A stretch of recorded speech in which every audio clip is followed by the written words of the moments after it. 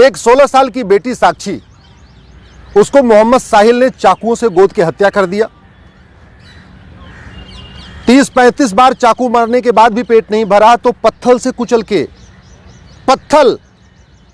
पहले पत्थरबाजी करते थे, अब तो पत्थर से कुचल रहे हैं, सर को कुचल रहे हैं।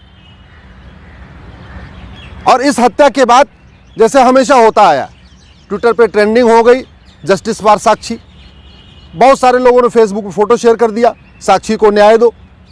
कैंडल मार्च हो गया, साक्षी के हत्यारों को फांसी दो। नेताओं के भी बयान आ गए, बहुत सारे अपने आप को जो हिंदू हितैषी कहते हैं वो भी अपने बयान दे रहे हैं। और हमेशा ऐसा होता है, पिछले 75 साल में ही हो रहा है। हत्या होती है, कैंडल मार्च होता है, बयान आता है, निंदा होती है, तू मैं होगा, आरोप प्रत्यारोप होगा, नूरा कुश्ती होगी, लेकिन जो काम करना चाहिए वो काम नहीं होता। मैं ये पूछ रहा हूं, चीन में किसी साक्षी की हत्या क्यों नहीं होती? सिंगापुर में कोई साहिल मोहम्मद आके किसी साक्षी को क्यों नहीं मार देता? कोरिया में किसी मोहम्मद साहिल की इतनी हिम्मत क्यों नहीं पड़ती कि वहां की किसी साक्षी को मार दे? ये भारत में ही मोहम्मद साहिल साक्षी को क्यों मारता है? जानते हैं क्यों? क्योंकि हमारा कानून घटिया है, हमारी शिक्षा व्यवस्था घटिया है। जब तक यह अल्पसंख्यक बहुसंख्यक का खेल खत्म नहीं होगा, तब तक मोहम्मद साहिल साक्षी को मारता रहेगा। जब तक इस देश में ये मदरसा मिशनरी स्कूल बंद नहीं होंगे और समान शिक्षा लागू नहीं होगी, तब तक मोहम्मद साहिल साक्षी को मारता रहेगा। जब तक इस देश में सारे पर्सनल लॉ खत्म नहीं होंगे, सबके लिए एक समान नागरिक संहिता नहीं बनेगी, तब तक कोई न कोई एक मोहम्मद साहिल किसी एक साक्षी को मारता रहेगा।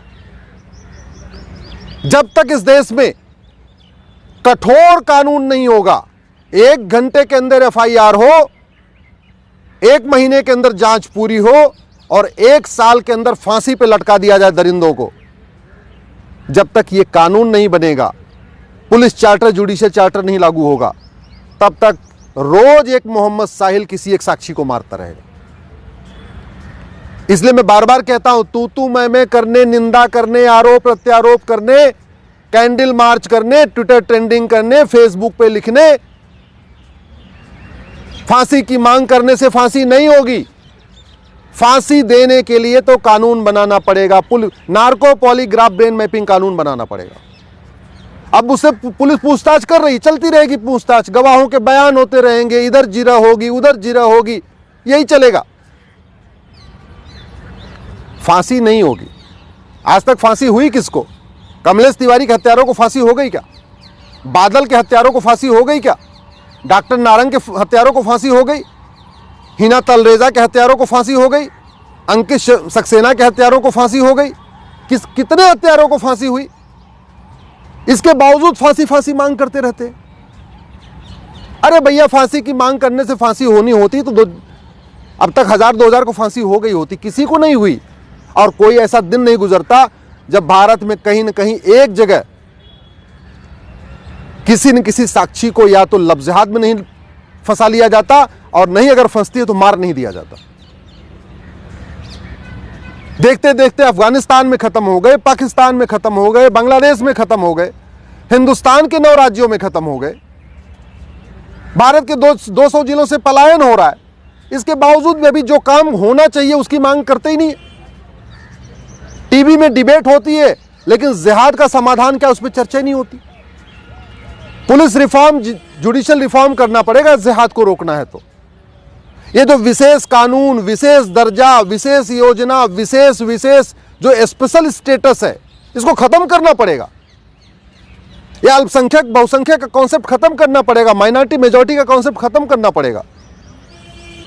मदरसा मिशनरी स्कूल बंद करना पड़ेगा, गुरुकुल शिक्षा लागू करनी पड़ेगी, वैदिक शिक्षा लागू करनी पड़ेगी, जिससे क्या खाना है, क्या नहीं खाना, क्या पढ़ना, क्या नहीं पढ़ना, क्या देखना, क्या नहीं देखना, क्या सुनना है, क्या नहीं सुनना, इस चीज का भाव बच्चे में बचपन में डालना पड़ेगा।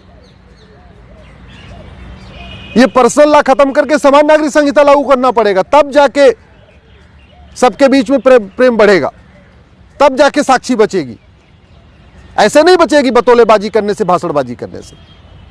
घुसपैठियों के खिलाफ फांसी देने का कानून बनाना पड़ेगा, जिहादियों को फांसी देने का कानून बनाना पड़ेगा।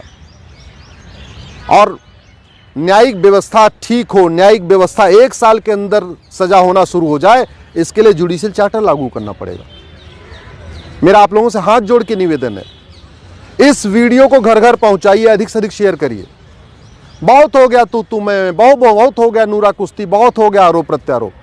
इससे कुछ नहीं होने वाला। न जिहाद रुकेगा, न मजहबी उन्माद रुकेगा, न साक्षी बचेगी।